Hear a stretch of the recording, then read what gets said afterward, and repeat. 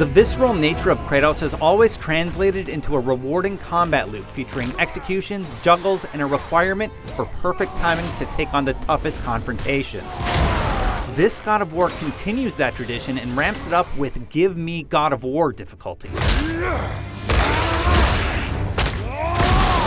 This mode will have you facing off against an incredibly punishing set of foes who will only be vanquished if you've managed to perfect the game's core mechanics.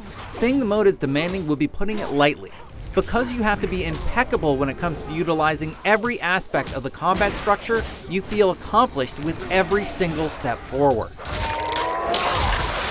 Even the seemingly simple encounters will teach you something new about an ability you've unlocked or an enemy type whose pattern you thought you had down. The skills developed here even helped my playthroughs on lower difficulties as I took on the additional endgame challenges after the main story. Stay calm, boy! I am! This is great! To describe what makes it so fantastic, let me describe the basics of a fight. Kratos has 4 options at his disposal. His main tool, the Leviathan Axe, will feel new at first, but because of its versatility and ranged attacks, it has many abilities out of the gate that only get more capable as you travel down its upgrade tree. In order to grow that tree, you'll need to grab every ounce of Hacksilver artifacts and every point of experience available. The Guardian Shield adds another device for Kratos which will keep you alive and allows you to stun anyone caught in the blast radius of a perfectly timed parry. The bread and butter of your build is this offense and defense dance. But each of these have vulnerable moments, so you're going to rely on dodges and quick traversal of the battle space to survive.